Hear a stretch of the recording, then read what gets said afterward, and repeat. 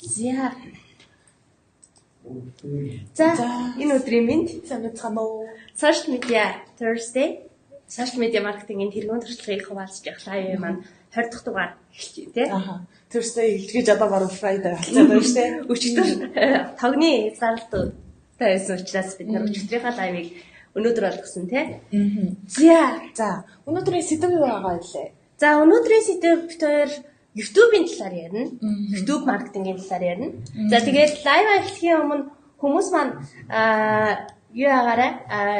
Манай яг энэ лайвын дор лайв гэж комент хийх байгаа тийм. Лайв гэж комент хийх юм бол мессенжерээр манай Андраатарын бэлдсэн YouTube маркетингийн e-book өнгөө татж авахар очих байгаа тийм. Бас энэ пин хийсэн комент байгаа. Пин хийсэн комментэн дээр бид хоёр бэлдсэн нийтлэлээ яг одоо өнөөдөр ярих YouTube маркетингийг одоо YouTube-тэй маркетингийнхаа гол том сувгаа олгож яаж ашиглах талаар бид хоёр нийтлэлч оруулсан байгаа. Тэгээд тэр нийтлэлийн маань холбоосыг пин хийсэн комментээс хараарай. За тэгээд асуух зүйл байх юм бол хүмүүс маань бүгд асуух зүйл авах юм бол хүмүүс маань бүгд коммент хийчээрэй тий. За, окей. За, өнөөдрийн сэдв YouTube маркетингийн тухай гэдэг байна шүү дээ. YouTube ер нь маркетинг ямар хэрэгтэй юм бэ? За. Стогч юм.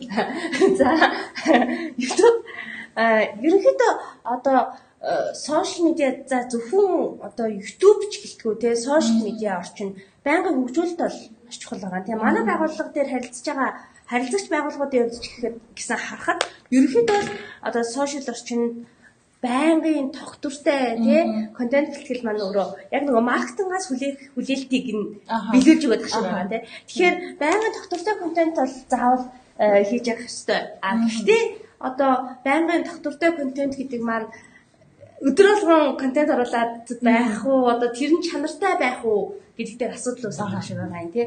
Одоо жишээлбэл манай нэг харилцдаг байгууллага дээр саяхан нэг асуудал гарсан. Тэрний юу вэ гэхээр байнгын тогтвортой контент хийсэн үү гэвэл хийсэн. Гэхдээ нөгөө бүтээгдэхүүнтэйгээ уйлж өгч чадахгүй, байнга бүтээгдэхүүнтэй холбож өгч чадахгүй асуудал. Тэгэнгүүт нөгөө ингээд манайхтай ажилласаар байнга лайк нэмэгдээл ингээд пэйж engagement нөхцөлөөсөн бол яг team контент хийж чадахгүй, сувгаа ойлгоогүйгаас болоод ч юм уу тийм ингээд жоохон уналтан дараад байсан байна. Тэгэхээр сувг бол одоо яг тухайн сувгаас сувг болгон өөрийн гэсэн онцлогтой тухайн сувгт байгаа хүмүүс ч гэсэндээ тухайн сувгаас хүлээлт нь өөр ах шиг байгаа. Тэгэхээр маркетерууд бол сувгийн тухай заавал мэдж явах хэрэгтэй. Тэгэхээр бидний хувьд болохоор одоо сувгийн талаар цуврал лайв бэлтгэр болсон тий Андраа. За дараа ер нь Instagram Pinterest гэдэг юм. За сая ингээд YouTube маркетинг гэдээ ярьлаа. Тэгээд сувг болох өөрөөр онцлогтой гэдэг чинь шүү дээ. YouTube-ийн хувьд яг ямар онцлогтой вэ? Жишээ нь Facebook гэсэн юугаар ялгаатай юм шиг юм тий. Ягаад бас ашиглах хэрэгтэй юм тий. За Facebook-ийн тухайд хэм бол саяхан нэг статистик тий. Facebook-ийн видеог ерөнхийдөө үзэж байгаа хүмүүсийн 98% нь 15 секунд эхний 15 секундыг үзээд цаашаа үзэхгүй байх магадлалтай байдаг. Тэгсэн чинь YouTube-д болохоор яг эсрэгээрээ 98% нь дуустал үзэх магадлалтай байдаг гэж байна. Тэгэхээр одоо маркетерууд бидний хувьд бол хийсэн видео контентыг бүгдийг нь үзүүлэхэд бидний хувьд маш чухал байгаа шүү дээ. Тэгэхээр YouTube-ыг бид нэр ашиглах хэрэгтэй байна. Нэгт ер нь бол тийм байна. Тэгээд Facebook-ийн тухайд гэх юм бол одоо нөгөө харилцаа тэмцсэн алгоритмаараа харилцаа тэмцсэн контентыг илүү үзээд байгаа. Тэгэхээр бид нар нөгөө нэг яг хүмүүс хоорондын харилцаа үүсгэх контентыг хийх юм бол бас зүгээр байдаг. YouTube-д болохоор илүү одоо нөгөө нэг юм урт контент үзтэй тийм байвал бас зүгээр илүү дэлгэрэнгүй edutainment гэдэг шүү дээ. Edutainment хэлбэртэй нөгөө одоо ингээд боловсрал болгоод хажуугаар нь хөгжөөсөн иймэрхүү контентууд хийвэл ерөнхийдөө зүгээр байдаг. Тэгээд бас нэрээ YouTube-ыг одоо бид нар яг ашиглах хэрэгтэйгийн нэг жишээ нь саяхан нөгөө нэг HubSpot-оос судалгаа явуулсан байлээ. Одоо яг өнгөрсөн оны нэгдсэн судалгаа гэсэн. Тэгэхээр 18 оны. Тэгэхээр одоо бид нэр тэрийг заавал харах хэрэгтэй судалгаалж эхэлж байгаа юм да. Тэр судалгаан дээр болохоор 99 орны 6200 гаруй маркетраас яг энэ сошиал медиад ажиллаж байгаа маркетраас судалгаа авсан. Тэгсэн чинь тэрнээр ер нь болохоор 45% гэж байгаа байхгүй бараг тал нь бусад сошиал медиа маркетера одоо сошиал медиа сувгуудаас илүү YouTube-ыг онцлох хэрэгтэй гэж үзсэн байлээ. Бас өндөр тав шүү дээ. Тэгвэл энэ YouTube-ийн сувг гэдэг байгаа шүү дээ. Channel-тэй. Энийг яаж үүсгэж яаж цааш хөгжүүлэх хэрэгтэй юм. Яг зөв. Энэ талаар ер нь хүмүүс бас сайн ойлголтгүй байж магадгүй дээ. Одоо тийшээ ингээд одоо сууг гэж яриад байдаг. Яг сууг гэдэг нь юу юм? Тэр яаж ингээд би болох хэрэгтэй юм. Channel өсгөх тухай. Ерөнхийдөө channel-ийг болохоор одоо ингээд Google мэйлтэй хүн болгоно channel бол нээлттэй л байгаа юм байна тий. Одоо channel үсгээл шууд ингээд Google Mail-ээрээ sign in хийгээл. Яг энэ тухай бид нараас яг яаж үсгэх тухай нөгөө нийтлэл дээрээ бичсэн байгаа. Тэгэхээр яг тэр яг яаж үсгэхийг бол хүмүүс маань нийтлэлээсээ пин хийсэн комментаас хараад харуул зүгээр. Тэгээд бас нэрээ манай live гэж коммент чих юм бол өнгөө одоо e-book YouTube байна тий.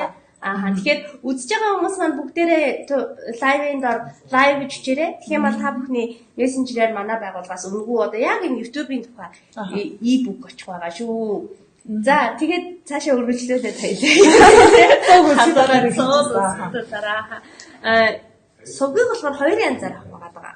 Нэг нь болохоор одоо яг хувь хүмүүс зориулсан сувг гэж байгаа. Тэр хувь хүмүүс зориулсан сувг маань болохоор одоо яг бид нар зүгээр л хийдэг сувгаа channel үсгэждэг. Одоо нөгөө sign in хийж ороод тэгээд create new channel гэж бичээл тэгээд ингээд Gmail-ээрээ холбогдоод тэгээд яг тэр сувг үсгэснээрээ нөгөө өөрөө видео аплод хийж оруулах хүмүүсийн видеон дээр нь одоо юу коммент бичих гэдэг юм уу subscribe хийх гэдэг эрхтэй болж байгаа. Харин хоёр дахь нь болохоор яг одоо биднэрт маркетеруудад хэрэгтэй. Цааш яг бизнес сувг гэдэг байна. Бизнес сувг нь болохоор яг зүгээр энгийн сувгаасаа юугаар ялгаатай вэ гэхээр одоо жишээлбэл ийм штэ. Би одоо ингээд нэг өөрийн гэсэн сувгтай агаал хоёулаа нэг баг болоод нэг прожект дээр ажиллаж идэг те. Тэгсэн чинь би чамд нөгөө өөрийнхөө сувгийн өөрийнхөө мэйлийнхаа пассвортыг өгөөл мэйлээ өгөөл ингээд хамаар надаас жоохон таагүй байна те. Өөрийнхөө пассвортыг өгөөл. Тэгээд ихтэй хоёлоо яг тэр YouTube дээр хамт ажиллах ёстой чи контентоо нийтлэх ёстой гадаг яах вэ гэдэг. Энэ дээр болохоор одоо яг хэрвээ бизнес сувг үсгэх юм бол асуудал байхгүй. Яг нөгөө админ нэмчиж болдог, эдитер нэмчиж болдог, Facebook дээр тийм Facebook дээр админ нэмдэг штэ яг тэр шиг байгаа. Тэгэхээр бизнес сувг үсгэх юм бол бизнес сувг үсгэхэд амархан ерөөсөө бизнес сувг гэдгээ сонгоод үсгэж. Тэгэхээр бизнес сувг үсгэх юм бол биднэрт илүү дээр. Тэгээд бас дээрээс нь бас биднэрт маш хэрэгтэй зүйл нь юу гэхээр нөгөө бизнес сувгаар үсгэсэн контентыг YouTube-ээс танаас нь Google хайлтанд бас илүү их гаргах. Цаашлаад илүү их түгээлтэнд нь дэмждэг гэдэг байгаа. Тэгэхээр биднэрт ерөнхийдөө бизнес сувг үсгэх бол хэрэгтэй байна гэсэн үг тийм. Одоо ингэ штэ. За ингээд channel үсгэх яг үгүй Gmail нэвтрээ болчихлоо штэ. Одоо жишээлбэл ингэж байгаа байхгүй юу? Би өөрийнхөө одоо хувийн аккаунт дээр. За би бизнес ингээд channel нийлээ тийм. Нэгээд ингээд контентоо хийлээ. Тэгээд тэгсэн чинь маргааш нь ингээд үзсэн чинь ямар ч viewers байхгүй. Ганцхан үзэгчтэй тэр би ч гэдэг юм тий. Тэр би тий. Олон хүмүүс үзэл гээд байгаа шүү дээ тий. Тэрийг одоо яаж шийдэх хэрэгтэй юм? Олон хүн одоо бизнес сууг байлаа гэхэд тэрийг ингээд сайн дэмждэг гэж штэ. Яг яаж тэр нь дэмждэг? Тэр болохоор яаж дэмждэг вэ гэхээр нөгөө юу яадаг? 10 ер нь зөвлөгөө байдаг юм байлээ. Одоо маркетерууд бид ер нь мэдчих хэвээр 10 зөвлөгөө гэсэн үг л дээ. Тэгэхээр тэр болохоор эхлээд одоо би энийг өмнөөс мэддэггүй байсан. Тэгээ байгууллагынхаа YouTube дээр оруулахдаа ч гэсэн дээр нь буруу оруулаад байлаа надад. Юу гэхээр нөгөө одоо нэрээ YouTube-д уншуулахаасаа өмнө өөрчлөх хэрэгтэй байдаг гинэ. Уншуулсны дараа бол боломжгүй тий.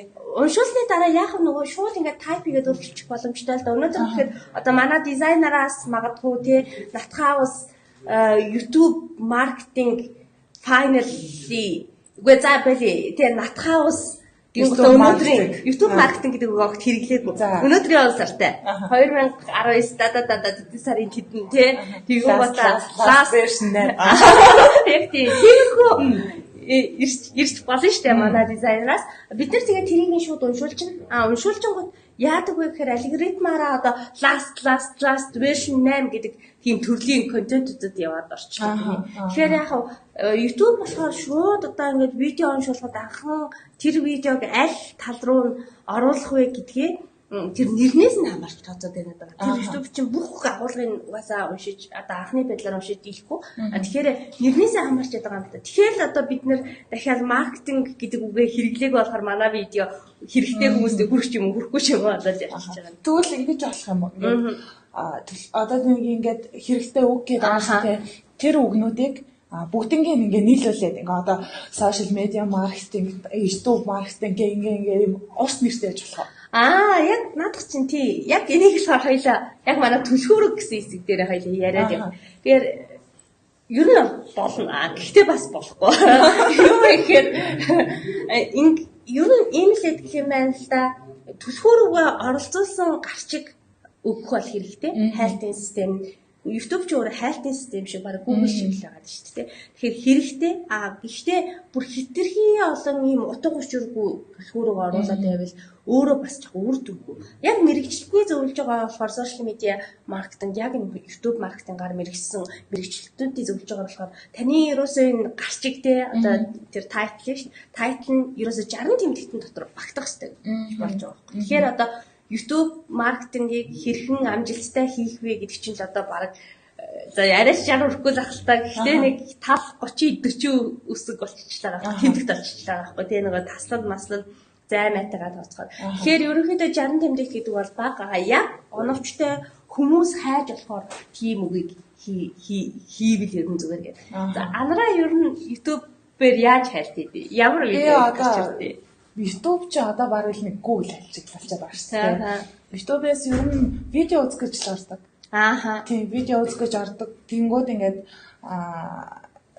одоо сонирхож байгаа жишээл би хошин шог үзье гэхэд хошин шог гэж хайдаг тийм. Тийм хошин шогийн одоо инээдмийн хөтөлбөрч гэж хайхгүй шүү дээ. Энэ нь хошин шог гэж. Хошин шог гэж. Ингээд үзэж байгаа төрлөөсөө ингээд яг нэг ганц ингээд олон нийт донд ингээд бүгсэн нэрээр. Хай тий. Тэгэхээр ерөнхийдөө яг л тэр гол түлхүүрүүгээ одоо бидний хувьд гэхэд жишээлбэл юу гэж болох вэ? Маркетинг. Маркетинг гэдэг нь заавал хэрэглэх хэрэгтэй байх нь тий. Тэгэхээр яг энэ үгээ оролцуулсан маш оновчтой за магадгүй тий 3 4 үгэнд багтсан юм гарчиг. Гэтэ хамгийн гол нь нөгөө нэг YouTube-д уншуулахаасаа өмнө тэр нэрээрээ оруулахгүй болохоор цаанаас YouTube-ээр алгоритмаараа ингэждэг байх нэ. За тэгээд хоёлаа сая нэрээ өөрчлөх дээр бас түлхүүрүүгээ ярьчлаа тий. За ингээд эхний хоёр маань 10 зөвлөгөө гэсэн эхний хоёр маань болчлаа. Дараачих нь юу вэ? Комментэн дээр лайв гэж чирээ. YouTube маркетингийн талаар энэ эдгээр 10 зөвлөгөө болон хэрэгтэй мэдээлэл чатаар очих бол татаж авах үнэгүй татаж авах тий. Тэгээ бас тийм хийсэн комментээс би хоёр нөгөө бичсэн нийтлэлээ пин комментээр үлдээсэн байгаа. Тэр нийтлэлийг маань уншаад одоо бид хоёрын одоо ярьж байгаагаас илүү дэлгэрүүлээд бас унших боломжтой тий. Тэгэхээр үзэж байгаа хүмүүс маань лайвынхаа коммент хэсэгт лайв гэж коммент хийрээ. Мессенжерээр та очихвол тэгээд бас нэрээ юу тий анараа манай e-book дотор нэг QR код байгаа тий. Тийм тэр QR кодыг бас уншуулах юм бол одоо та бүхэнд илүү олон e-book-ууд илүү олон сонирхолтой мэдээллүүд очих байгаа. Тэгэхээр YouTube ч гэлтгүү одоо Instagram, дараагийн Instagram, Pinterest, өмнө ярьсан Facebook гэх мэтчлээ. Мэдээллүүд очих байгаа. Тэгэхээр тэр QR кодыг уншуулаарай. QR код яаж уншуулах вэ? Битээрээс e-book-ын дотроо заавал зөвлөгөөгөө оруулсан байгаа тийм. За одоо ингэж байгаа штэ. Нэр өгчлөө тийм. Тэгэхээр нэр өгчлөө. За тэгмүүд тэрнээр ер нь тайлбар нь ингээд 60 тэмдэгтэй байдаг шүү дээ. Яг тийм. Энэ 60 тэмдэгтээс одоо доор нөгөө нэг тайлбар оруулах шүү дээ. Тэр тайлбар ер нь ихэд байна. За тэр тайлбар болохоор юу юм бэ лээ? Ерөнхийдөө 1000 тэмдэгтээр хязгаарлагддаг юм байлээ. Нийтдээ тий. Нийтдээ 1000 тэмдэгт оруулж болох биднэрт ирэх байдаг. Гэхдээ 1000 тэмдэгтийн маань 100 тэмдэгт гэж байгаа байхгүй юу? Одоо яг show more гэдэг товч дарахгүйгээр 100 тэмдэгт буюу 3 мөрөлөөс илүү гардаг. Тэгэхээр хүн болгон тэрийг show more дарах уугүй юу тий. Тэгэхээр энэ болохоор ерөөсө 100 тэмдэгтээ тайлбар хийхээ эхний 100 тэмдэгт 3 мөр дотор нь багтаагаар бид нэр сонирхол татгүйз яг тийм хэрэгтэй мэдээлэлээс багтаж бичих хэрэгтэй байгаа. За яг 1000 ашиглаж олно. Үнэхээр их бичмээр байвал ашиглаж олно. Гэхдээ 1000 тэмдэгтийг ашиглаад бас хэрэг байна уу гэдэг ч юм бас байгаа тий. Одоо YouTube-ээс хүмүүс видео үзэх гэж орж байгаа болохоос блог нийтлэл ч юм уу тийм зүйл унших гэж ороогүй. Тэгэхээр нөгөө сувгийнхаа онцлогоос хамаараад бас яг тэр 1000 тэмдэгтээ бүгдийг ашиглахгүй яах вэ гэдэг байгаа. За хамаа батчлон сайн уу гэсэн байна. Сайн байна уу? Тэрээс асуух зүйл байвал комментээр үлдээгээрэй. Бас яг энэ талаар e-book татаж авах бол live гэж комент хийрээ тий. Үгүй бүх очих боломжтой байгаа шүү. За эхний хоёр зүйлээ ярьсан. Одоо 3 дахь зүйл. 3 зүйл тайлбарласыг ярьсан шүү дээ. За одоо 4 дахь зүйл нь юу аа? Түлхүүрүүх болон сэдвээ таг хийж байгаа. Таг хий. Тийм, таг. Таг хийх болохоор угаасаа нөгөө боломж гарч ирдэг л дээ.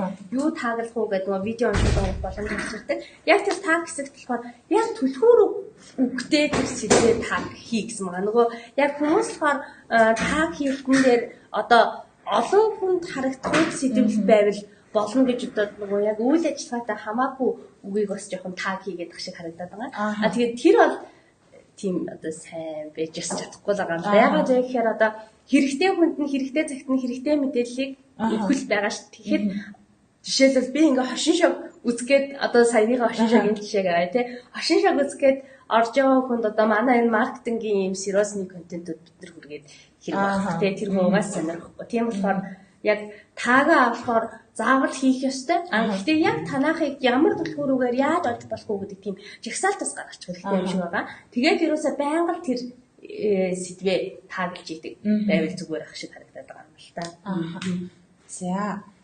За түлхүүрүүг гарчдаг иймэрхүү байх хэрэгтэй юм. За дараагийн сэдв. Дараагийн сэдв болохоор категорид оруулах гэж байгаа. Категорид за бидний дуу жоохон сул байна уугүй юу хүмүүсээ дуу сул дээр комментар хэлээрээ. Дуу сул байвал бас лайв гэж хичээд e-book-д татаж байгаарай. E-book-д татаж байгаарай. Коммент лайв гэж хичээрээ үзэж байгаа хүмүүс маань. За дараачих нь болохоор категори гэж байгаа. Нөгөө яг видео уншуулад оруулаад нөгөө нэг студио гэж гарч ирдэг тий. Тэр студио хэсэгт категори гэдээ хажууд нь гараад ирдэг. Тэр категорийг ерөөсөө мартаж болохгүй. Ягаад гэхээр бас л эргээл нөгөө бидний хийж байгаа контентыг сайн нөгөө лайвынханд анар хэлсэн тий. Нэг контент оруулцдаг, нэг гоё сонирхолтой видео оруулцдаг, үнэхээр хүнд хэрэгтэй гэж үзсэн видеого оруулцдаг. Даанч нөгөө видео маргааш өглөө нь харахад ганцхан бивтэй, ганцхан бив нь би өөрөө тий. Ийм байгаа тэгээ яахаа гэдэг энэ яг энд бас энэ категорид оруулахаас нөлөөлж байгаа юм л та. Алгоритмаараа одоо яг ингээд анзаарах юм бол анараад хийдгүү. Би одоо нэг дуучны ч юм уу тий дуу ингээд сонслоо гэхэд яг тэрнтэй төсөөлөд дуунууд над дээр ингээд гарч ирээд идэг. Лист болоод лист хийгээд ингээд гарч ирээд идэг. Өөрөө ингээд яг тэр шиг тэр болохоор яаж байгаа вэ гэхээр нөгөө категориор бол зохицуулагдаад байгаа. За магадгүй тий номоо ингээд ийм рок дуунууд ингээд сонсоод байна гэж байгаа учраас надад рок дуунууд тий жоохон country дуу сонсоод байл дандаа country дуунууд ингээд үзүүлээд идэх юм дээ. Тэгэхээр тэр болохоор яг ийм категориороо зохицуулагдаж байгаа. Тэгэхээр яг тэр категори нь ямар категори байх уу гэдгийг бас бодож оруулах юм бол таны контент цаашаа ингээд бас хүрэх магадaltaй. Нэ. За. За дараагийн сэдв тий thumbnail гэж байгаа тий. Thumbnail-ийг заавал оруулаа гэдэг байгаа. Thumbnail гэдэг бол хүмүүс ерөнхийдөө мэдж байгаа ах тий. Манайхан бүгд мэднэ. Видеоны эхлээгүй байхад ерөнхий харагдах зураг тий. Тэгэхээр thumbnail-ийг заавал оруулаа гэдэг байгаа. Чиний thumbnail-ийг ямар ачаалт үзлээ гэж бодож байна? Thumbnail сүүлд би нэг видео үзэхгүй юу? Ингээд нөгөө молор ирсэн гэдэг философи. За тэр хүний одоо VS хийсэн байгаа байхгүй юу? Баталд болсон. Тэр хинтээ баталсан байгаад нөгөө нэг улсын их хурлын гишүүн жавхлантай баталсан. За тэгээд тэрний ингээд thumbnail нь тэр хоёр хүний зураг бодит зураг нь. Тийм бодит зураг өөрсдийнх зураг. За тийм контент байгаа хэрэг. Нөгөөд нь ваа энэ хоёр баталж тэгээд олоо. Тэр болохоор Mongolian Red Battle жилээ нэг тийм нэртэй. Тэгээ орсон чинь тэр зүгээр л ингээд хүн орлуулсан юм контент байгаа байхгүй юу? Тэр хоёр өөрсдөө баталтаагүй.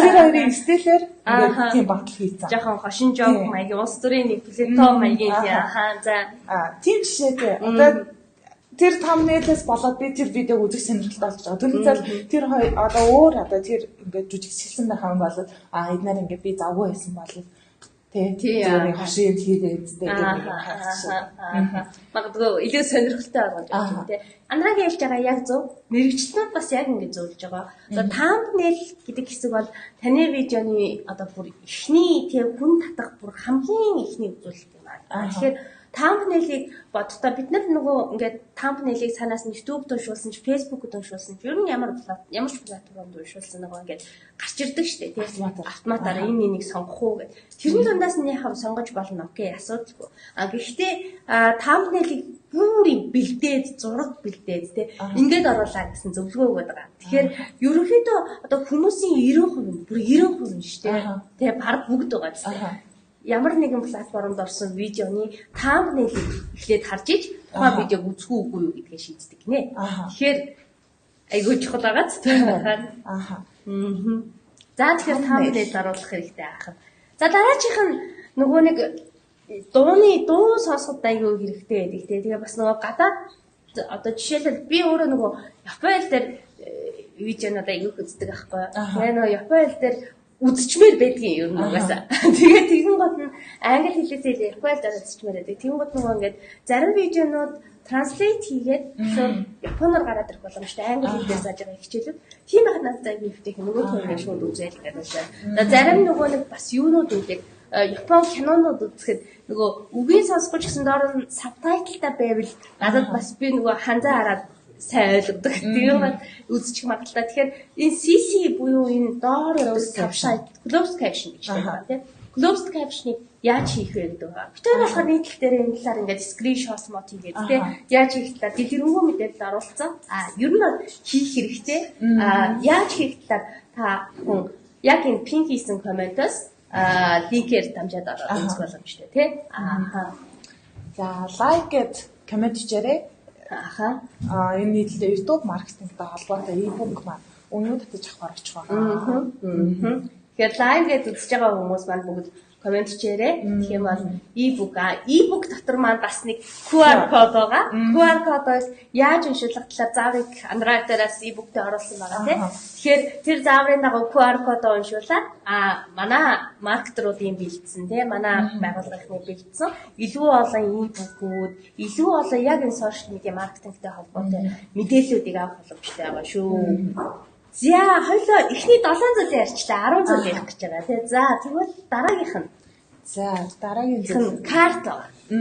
Карт. За бид нар болохоор яг энэ YouTube маркетингийн талаар нийтлээ бэлдээд лайв бэлтэж явах үедээ яг энэ 10 зүйлийн бүгдийг өөрийнхөө яг House Creative гэдэг юун дээр оруулсан. YouTube channel дээр оруулсан. Тэгэхээр бид нар ингээд карт үзсэн. Карт ер нь хэрэгтэй юм байлээ. Би болохоор өмнө бас мэддэг байсан. Тэгээд яадаг вэ гэхээр нөгөө юм видео үзэж явах дээр хэсэгт нэг юм гэсэн тэмдэг гараад ирдэ шүү. Бүрэн хэд дураарсан анхаарлын нэмдэг. Тийм, бүрэн анхаарлын нэмдэг шиг. Тэр ингээд нөгөө видео үзэж явах ингээд топ хийж ингэж урсч гарч ирээл одоо та дараагийн энэ видеог үзэх үү гэдэг ч юм уу. Тиймэрхүү хүчтэй гарч ирээд идэв шүү дээ. Тэгээд тэрийг картаар хийдэг юм байна л да.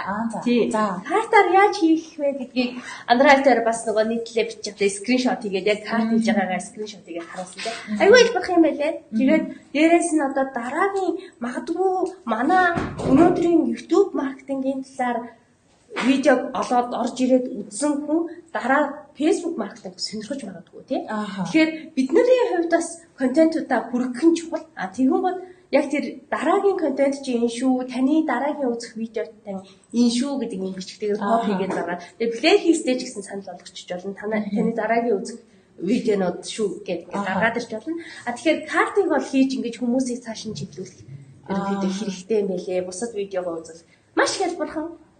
Тий, хүмүүс маань манай пин хийсэн комментэн дээр байгаа нийтлэлээр ороод үзээрэй.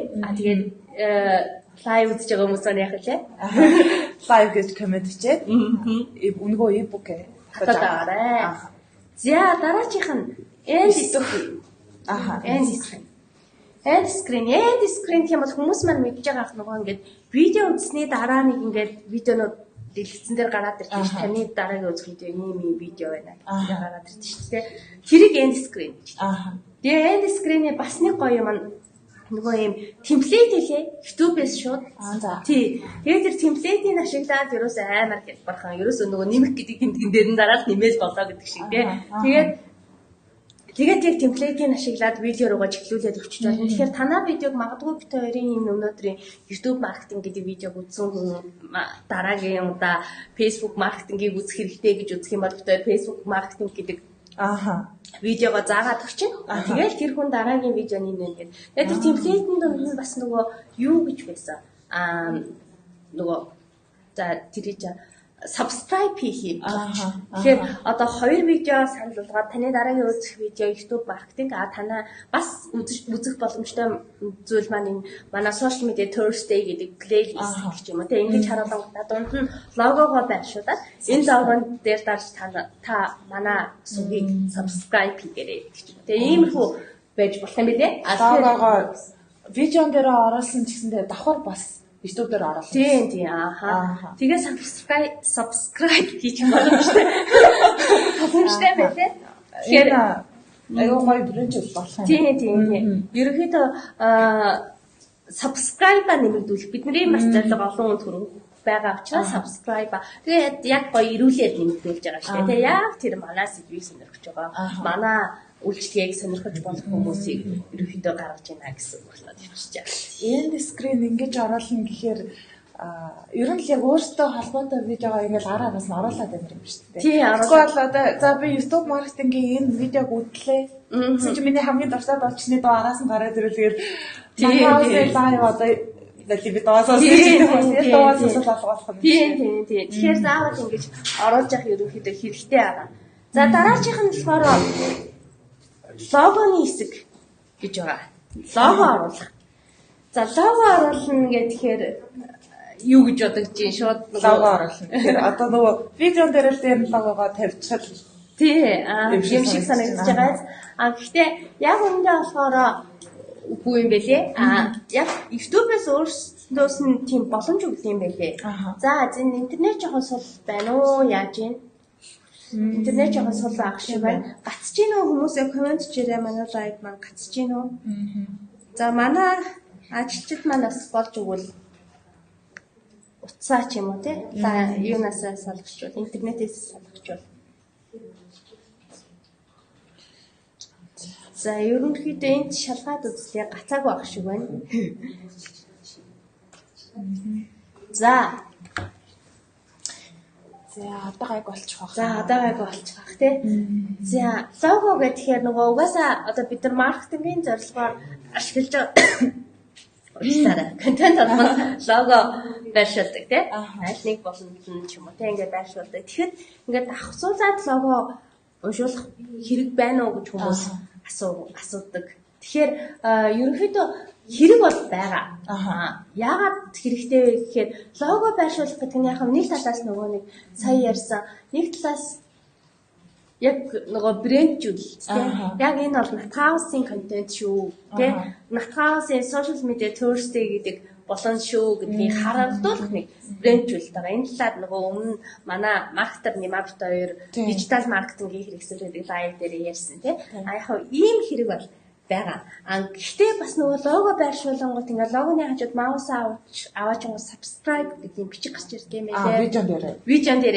Тэгэхээр ер нь л нөгөө хүмүүсийг subscribe хийх зорилготой байна гэсэн үг байхгүй юу? Тэгэхээр яг видео ингээ байршуулж болно. Тэгээ видеогоо болохоор яаж байршуулахаа хүмүүс яг өөрсдөө сонгож болох юм байлээ. Нэг тодорхой цаг минутанд тий одоо жишээлбэл яадаг чи видеоны дундуур яг тэдэн цагт магадгүй нэг тий 3 минут энэ хүн үзсний дараа би subscribe хийлнэ гэж үзэж болно шүү дээ. Тэгэх юм бол яг 3 минутын дээр ингэж манай лого гарч ирнэ шүү. Бүтэн хугацаанд бол гарч ирэхгүй юм биш тий. Гарч ирэх боломж байгаа. Нэг болохоор тэр нөгөө хугацаагаа сонгоод байгаа. Эсвэл болохоор бүтэн хугацаанд гарч ирэх гэдэг. Эсвэл зүгээр видео эхлэхэд л гарч ирнэ шүү гэдэг юм. Тэр болохоор яг нөгөө тухайн сонголтоор зохицуулах сайн байна. Тэгэхээр энэ ихтэй чигөө тийм байлээ. Ер нь бол хандж байгаа хүмүүс subscribe хийгээд авчдаг шүү дээ. Эднийх ингээд надад хэрэгтэй юм хийдэг шүү гэдэг. Тийм. Дараа нь дахиад манай оруулж байгаа контентуудыг тэр хүн баян хүлээж авна. Контент нэмэгдэхэд те эднийх контентээ нэмлээ шүү. Дахиад ийм сэдвээр видео орууллаа ч гэдэг юм уу. Тийм ингээ гараад ирсэн notification чинь. Тэгэхээр ерөөхдөө их хэрэгтэй юм байлээ. За ингээд 10 зүйл ярьлаа тий. Яаж нөгөө нэг YouTube сувгаа амжилттай хөгжүүлж хүмүүсийг үзүүлэх вэ гэдэг дээр ярьлаа. Тэгэхээр хүмүүс маань асуух зүйл аль дээрээс чөлөөтэй асуугаарай. Мөн яг энэ сэдвээр илүү дэлгэрэнгүй мэдээлэл авах бол Live гэж комент хийгээд тэгээд та бүхэнд манай анхаарал дээр бэлдсэн e-book очих байгаа. E-book дотор QR код байгаа. QR кодыг уншуулах заавар байгаа. Тэрийгээр нь QR код уншуулсан ба та бүхэнд одоо өшөө олон дараагийн контентууд бүгд очих учраас тэрийг уншуулаарай хүмүүсээ. За тэгээд ямар ч байсан YouTube бол одоо орхиж болохгүй сургууль шүү дээ.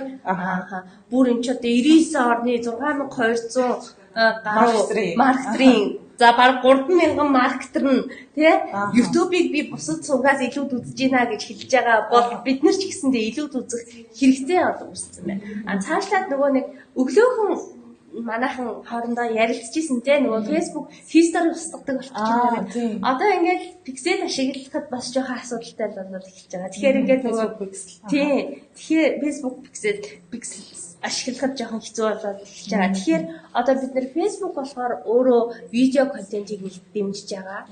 Хоёрт live одоо юм хөө контентийг дэмжиж байгаа учраас бид live хийж байгаа тийм. Тэгэхээр ерөнхийдөө жирийн контентуудаас илүү видео контент маань биднээс илүү их ашиг авчирна.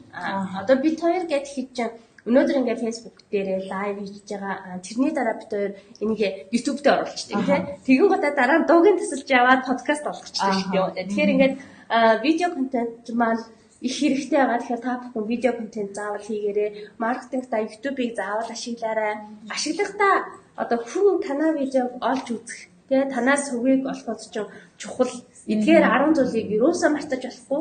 Тэгээ байнга санаж явах хэрэгтэй. Төлхөөрөгийн оновчтой сонгоорой. Тийм, төлхөөрөгийн оновчтой сонгоорой. Ер нь төлхөөрөг чи аюул чухал шүү дээ. Тэг хамгийн чухал. Гэтэ төлхөөрөг оновчтой сонгож ийн гэдэг төлхөөрөг олон байхсан бас сайн гэсэн үг биш. Ерөнхийдөө та маркетер бид нар нөгөө зорилготой ийм контент тэг зорилготой зорилттой ийм контент хийх юм. Төлөвлөгөөний дагуу хийх нь чухал байна. За тэгээд энэ удаагийн live 20 дахь live YouTube гэсэн сэдвээр явлаа. За дараагийн live маань Instagram гэсэн сэдв байгаа тийм. Instagram гэсэн сэдвээр асуух зүйл байвал хүмүүс энэ live-д орж ирсэн комент бичиж болно тийм. Бид нар яг баг дараагийн live-ийн ярих сэдв маань бэлэн болоод нийтлэл маань баг бичигдээ дууссан байна. Гэхдээ хүмүүс асуух зүйл байх юм бол тэрэнд ямар ч хариу өгөхийн төлөө бид хоёр ажиллана тийм. За тэгэхээр нийт live үзсэн хүмүүстээ баярлалаа. Баяртай. Дараагийн live-аар уулзъя.